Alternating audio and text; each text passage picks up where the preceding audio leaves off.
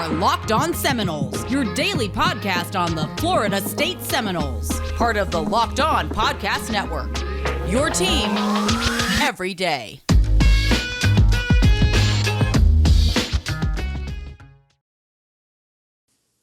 Ladies and gentlemen, welcome to Locked On Seminoles. I'm your host, Max. Sitting across the restream from me, I've got Drake. Today is Wednesday, October 13th, 2021, which you would know if you're watching this on YouTube. If you're listening to this on your pod, well, you can make it up to us by giving us 5 stars, rating, reviewing, subscribing, all that good stuff. We're looking forward to 5-Star Friday. We got a really good review in today. I'm hoping to have 2 or 3 more to read. So folks, go to the show. You got to find the show, hit the more episodes, and then you scroll down and you'll see review. There'll be stars. You can hit write a review. But even if you don't, we love that you make Locked On Seminoles your first listen every single day. We love that y'all let us do what we love. We're 2 Florida State fans, 3rd if you count Dave, who's not here today. And because of y'all, every day we get to talk about Florida State. Drake, how are you doing, buddy? I'm good, though, man. I'm good. I am just enjoying the work week, and also I am enjoying the fact that my arch nemesis up in Tampa, the Tampa Bay Rays, have been eliminated from playoff contention. Yeah, it's crazy, the whole Rays thing. By the way, I've got my big headphones on today, folks, just whatever. What a weird, unforced error by the owner to, while that team's fans are headed into the stadium to support that team in the playoffs, he hung a banner advocating for that team to move to Canada. Sorry, I know that's not what we're here to talk about today, but that was one of the dumbest ownership decisions I've ever seen. And then the city makes him take it down, and he's like, "Oh, sorry if I offended anyone." It's like, yeah, you threatened to move the team to Canada. How did you think that was going to go over? But anyway, folks, that's not what we're here to talk about today. Today, we are here to get Drake's perspective, my perspective. We already got Dave's perspective on yesterday's episode about what we saw in the first half of the season, kind of where we're at. Then we're going to look ahead to the schedule, and then we're going to finish off with what do we want this team to be in the simplest sense of the word at the end of the season. When we look back, what do we want to say? Hey, this Florida State team was X, right? So, for example, 2009, that Florida State team was a building block, right? 2013, that Florida State team was the greatest. How do we think we will define this, and how do we want to be able to define it? But let's look back before we look forward, Drake. Give me your first top line shot across the bow, first half of the season. What are your initial thoughts? My initial thoughts are that we left a lot of potential W's on the board. Primarily, the Notre Dame game. I know I've said it before. I'm basically a broken record at this point, but that game was so easily winnable to me, and it was purely from just lack of coaching or just. I know a lot of people saying that Brian Kelly was outcoached by Mike Norvell.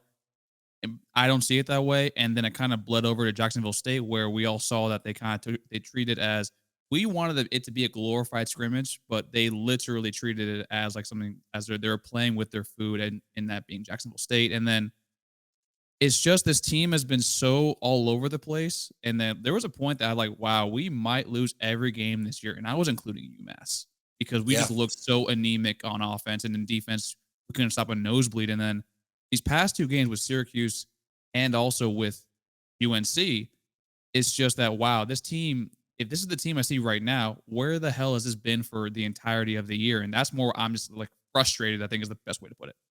I think the team was there, and I was the one that I think maybe I was just the biggest excuse maker. And now, in the land of the blind, the one-eyed man is king. But I said they felt like they were inches away, right? They seemed like they were close, and we saw that in the last, I would say, 2.5 games, right? The defense has finally stepped up, but they're not doing anything crazy, right? They just got a little bit incrementally better. The receivers couldn't catch it in the first 3 games. Now, Ontario Wilson, look at him. I mean, the last game, he's stretching out for balls. You got Malik McClain making which you can see me break down these plays, by the way, on Tape Tuesday on our YouTube channel where I draw on the game film. You got Malik McClain for his first touchdown making a crazy sliding, diving catch, NFL style.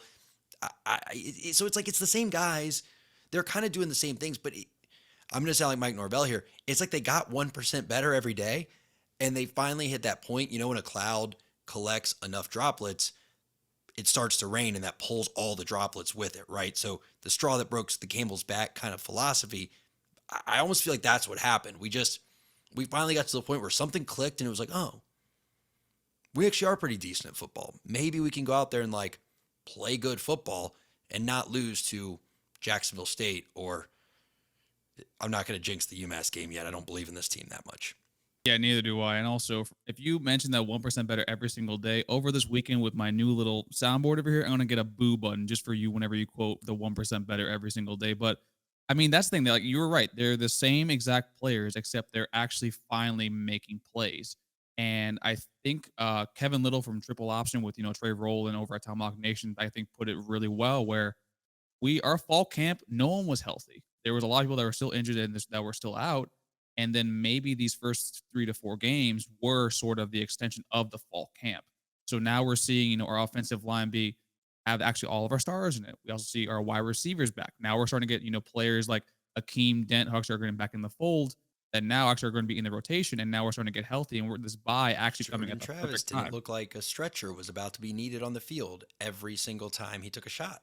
I don't know what got healthier with him, but he got hit a lot this game, but he didn't, you know what I mean? It wasn't that normal, like every time he got hit, you're like, oh, that looked like it hurt. I mean, he was getting up from hits, slapping people on the helmet, I don't know. So I agree. I think the health was a big part of it.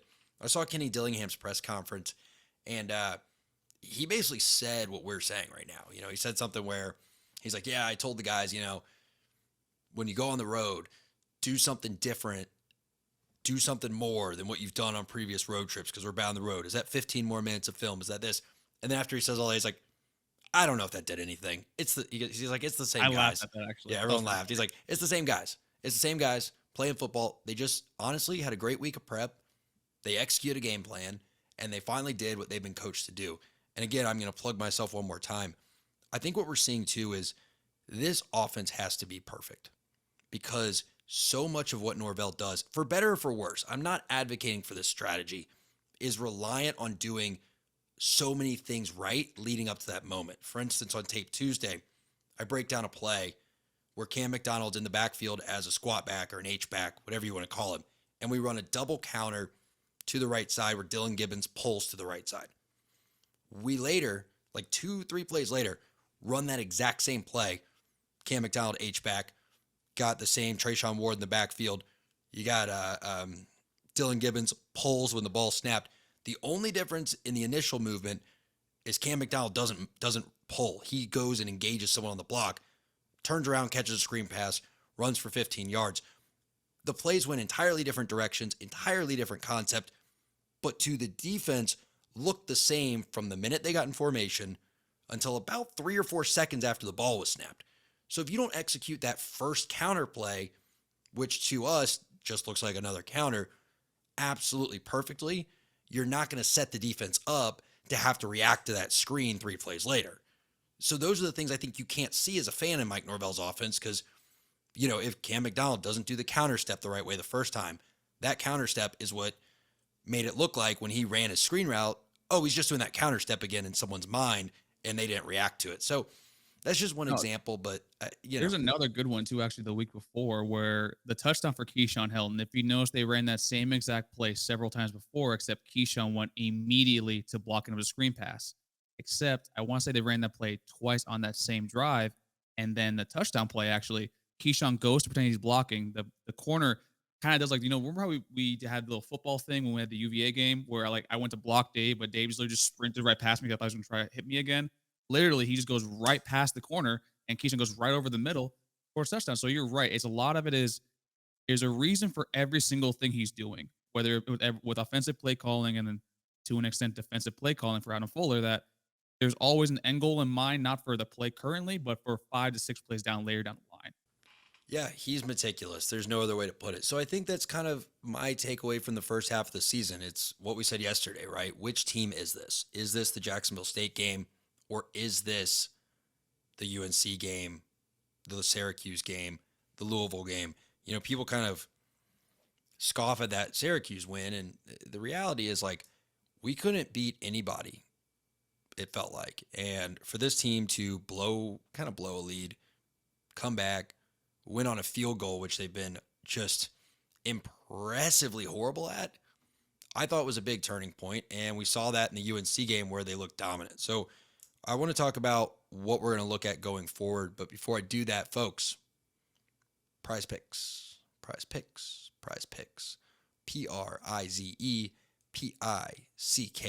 Go to the App Store, download Prize Picks. I'm serious. It's a lot of fun. I enjoy it. Drake enjoys it. It's basically daily fantasy, but instead of keeping track of fantasy points, you draft a team of 3 to 5 guys, and you only focus on one statistical category for each player. And you're simply trying to, I guess, are they going to go over the set in that category or under? So, for instance, you might draft Cam McDonald on your team, and it might say, will he have under 3 catches or over 3 catches? If you pick over and he has 4 catches, well, he wins, or he's a check mark.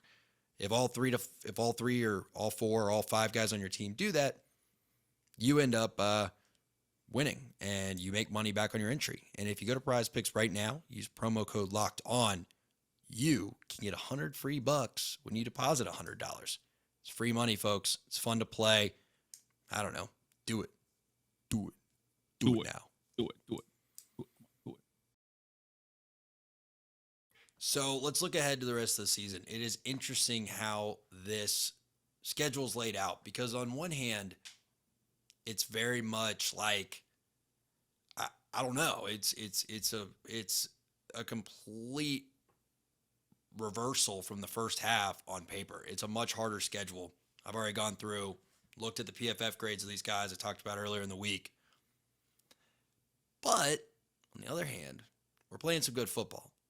And the way the schedule's laid out is kind of like its own mini season. We have a bye week, right? So we almost get a little mini camp. We get like 2 weeks. Then we have UMass, who is the worst team we're going to face all season, Jacksonville State included. Yeah, so it's almost the reverse, right, of the beginning of the season where it was like Notre Dame, Jacksonville State, right? It's like, okay, we get to start with UMass, and then we got to go play Clemson. However, Clemson's not that good. Now, I'm sorry to upset the Clemson fans, but guys, you've only been good for 5 minutes, so I wanted to say, like, this isn't your dad's Clemson, but this probably is your dad's Clemson, right? Or your older brother's. I guess this isn't your Clemson when you became a fan like 5 years ago. I don't know. Anyway, so then we have Miami, right? No. NC State? We have NC State and then Miami, then States Boston College, and then Florida. Yeah. So I really think this schedule is structured. If you have to play those teams in 6 games, it's probably the best layout you could ask for. Maybe you'd want to flip NC State and Boston College so you didn't deal with the cold in Boston, but I don't know. So long-winded way of saying my biggest concern is that they will overlook UMass and not take this week seriously. And I want to know if you share those concerns. Are you worried about starting off with the UMass? Or in fact, are you worried about, I'm not worried they'll lose, but like this is a team where these kids are all over social media. Like you don't want them to not beat this team by 50 and then have that kind of like, oh gosh, here we go again into the Clemson game. So like, what are your feelings on this timing of the bye week? Do you like that it kind of splits the season right in half? Do you wish that maybe they got to ride this UNC win right into another game? How you feeling? Before the season started, I hated the bye week because I was one of the few people in the camp that thought that we were going to beat UNC, primarily because, like I said before, Mac Brown's now 0-11 against us. He's a Seminole at heart, through and through. He played football here. He was a GA here. He loved the school so much, he will never beat us at football. Thank you, Coach Mac Brown. But the thing is, we are so hurt everywhere across the board, whether it be or some defensive backs. I don't think if you know, it's like Sidney wasn't as aggressive with his tackling. You see the offensive line still a little more gimpier, but they're coming back. So this 2-week period of us, not like also rehabbing and getting healthier, but also game planning for UMass, because I think now even the staff too, like they saw Jacksonville State as an easier game. And like, wow, now we kind of got that out of the way that, we can't treat every single game or every single team as if it's easy, that we actually have 2 weeks to prepare for this game, because damn well that Walt Bell has had this circled for 2.5 years. And UMass actually has a decent offense. I'm not saying we're going to lose this game, but you're right. I don't trust this team yet to be, I don't know if maturity is the proper word, but I don't know trust this team enough to have confidence in them to basically just coast, through to a win. I just personally don't yet because they're super young. I agree, and I hope they don't. I was thinking about this today in my car. I was like, look, I hope they look, you get 5 practices a week. That's when you scrimmage. Stop with this BS of, oh, UMass will be kind of like a scrimmage for us. No, no, no. Pretend that UMass is the national championship. Watch film on UMass. Practice like you're going to play UMass. Get a game plan together for UMass and go out there and beat them 65-0. You think Georgia treated Vandy like a scrimmage? No, they treated Vandy like an opportunity to instill fear in the hearts of everyone else in the SEC. There's 2 ways to successfully beat Clemson. 1, spend 2 weeks planning for them. That might work. We don't know.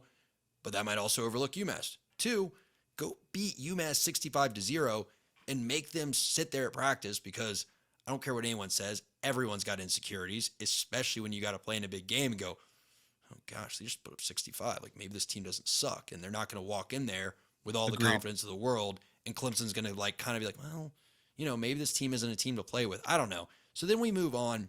And this was my take yesterday, Drake. So I'm going to just repeat it and then let you talk. I basically said it's the opposite of name syndrome. If I look at Clemson, NC State, Miami, Boston College, one by one, I don't see a win in those 4 games. But if you ask me, hey, do you think you can win 2 of those 4 games? My answer is yes. So I look at, to steal from someone, an expected value chart, right? You look at, okay, 40% chance to win here, 38%, I think that probably adds up to 1.7, 1.6, maybe even 1.8. So I see 2 wins in there, but I can't tell you right now where I think they're going to come from, if that makes sense. How do you feel about that stretch of 4? I can tell you which games we're not going to win just from the top of my head. We're not going to beat Boston College. No, we can't win a game in Boston on November 20th. It's going to be 25 degrees. No shot. That game. Yeah, not only that, and then Jeff Hafley, I think, is the best coach in the ACC right now. I mean, he's getting a lot out of those kids that we wanted, Coach Norvell to get them out. And they almost beat Clemson as well, too, even though Clemson's not very good. Boston College still beating Clemson's a lot. And then another team that I'm personally scared of that, I've come around to a lot over the year was NC State with Devin Leary, Donovan Knight, and also Corey Durden is playing at all ACC level actually at NC State after they had an injury on the defensive line. So to me, that's a team that's going to be very, very good. And I don't know if we'll be able to keep up with them with the firepower, even though they were close to Louisiana Tech. Louisiana Tech has a top 20 offense with a former Oklahoma quarterback. But to me, Miami's winnable. Oklahoma wishes they had him back. Yeah. Oh, yes, they do. No, but I'm with you. I think if Miami wears any other jersey on that night, if it wasn't Miami, if it wasn't the emotions that go into that, and for whatever reason, rivalries in college sports are real, we beat that team by 20. I don't think that's a good football team without De'Aaron King, but it's the Miami game. It doesn't matter if it's a good football team. You can never write that game off, especially with our team being what they are, as a win. Agreed. Yeah, but I do think it's a very winnable game. I wouldn't be surprised if we return the favor from last year and stomp them by 28. But I wouldn't be shocked if it's an absolute knife fight either. Yeah, it's going to be very close the entire time. Like you said before, it's a deep rivalry game. These kids have grown up together, typically from Pop Warner to middle school to high school, and then they always, diverge path, whether they go to FSU or they go to Miami. This game means a lot to them ever since they're kids. And with De'Aaron King gone, I mean, yeah, that's a part of their offense, but we don't have that much tape on Tyler Van Dyke. Now, we're lucky he's going to be starting the rest of the year, but it's really hard to judge a quarterback when they don't have that much tape on them. And then, but to me, that's probably the most winnable game on our schedule outside of UMass. And then I know this is going to be a hot take. I don't think Florida's that good. Florida at the end of the year, my personal opinion, is the opposite of what they were last year, where Kyle Trask was super accurate. He had deep threat ability. They had Kyle Pitts and Darius Toney. They had weapons. Now Emory Jones is a very inaccurate quarterback, but he is mobile enough to extend the play, and he's lethal with his legs. Does that sound familiar to you? And he's not that much of a passing threat. So to me, you have 2 winnable games. The most winnable games to me are Miami and Clemson, because Clemson, for some reason, I don't know, DJ Ungalele, I think is going to be good, but I don't think he has the confidence yet because he doesn't have a Travis Etienne, and Justin Ross is not what we thought he was. and then Florida. So to me, I can see winnable games, but I think we get 2 out of the next 5-game stretch. Yeah, it's a bye week, so maybe one day I'll really give why I think I agree with you that he's I agree with you he's not panned out. I disagree that he ever will. I just don't think he's got the makeup of a good quarterback. Just think he has a strong arm and probably should have gone to the baseball draft. I think that I don't know. NC State's the big question mark to me because they get a lot of credit for that Clemson win, but or they beat Clemson. Yeah, the Clemson win, when they beat Clemson, it was like 3 weeks ago. They beat Clemson 2 weeks ago, I think. I knew that, yeah, but I'm trying to remember what it was. Either way, but that win hasn't aged well, was the point I was making. I was just trying to remember how old it's gotten. And everyone's almost beaten Clemson. Like, Boston College is a botched snap away from beating Clemson. Georgia Tech is one play away from beating Clemson. Who hasn't almost beaten Clemson? NC State's just the one that actually sealed the deal. So I think they are almost getting too much credit. I agree that quarterback's pretty good. But like I said, I think there's 2 wins in that 4-game stretch. This team winning on the road in the swamp, I don't think they're there yet. I think that's a tough place to play. I mean, those nerds down there, they get excited about football and they hate Florida State. I mean, think about it. Could you imagine having to do all the studying that they do, and then you see all your friends at Florida State having an awesome time every weekend, and then realizing that, in the end of the day, you're both just going to have college degrees, and honestly, it was probably all for nothing? I don't know. Anyway, speaking of all for nothing, do you want all the protein, none of the sugar, none of the carbs? Well, that's what Built Bar's for. Built Bar is a delicious... What? You've had better segues, my guy. That was a pretty good. I don't know. I think that was a good one. Built Bar, look, it's delicious. It's nutritious. We talk about it all the time. We eat them all the time. Get some Built Bar. BuiltBar.com, promo code LOCKED15. Get yourself 15% off. Guys, it's the best of both worlds. It's Hannah Montana, right? You get the protein, but you also get the taste. None of the sugar. Come on. You don't need me to keep telling you about it. BuiltBar.com. If you haven't done it yet, do it. Do it now. So yeah, I think when we, this conversation kind of bleeds over into the previous one, right? Like, we want to look back on this team. Just starting out from the hip, this team finds a way to make a bowl game.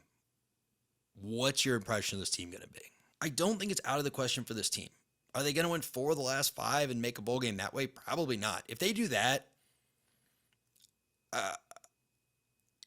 this will be the most bizarre football season ever. But look, it would be the equivalent to that Louisville game, right? Where you're like,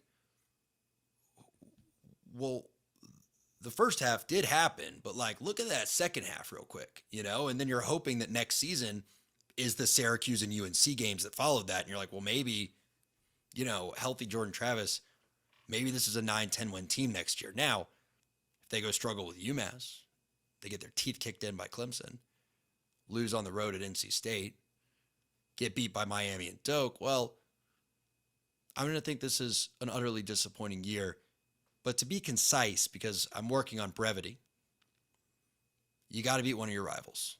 When we say end of the year benchmarks, that is my one thing. You've got to steal one of those games. I don't care if you're a 15-point underdog in each one.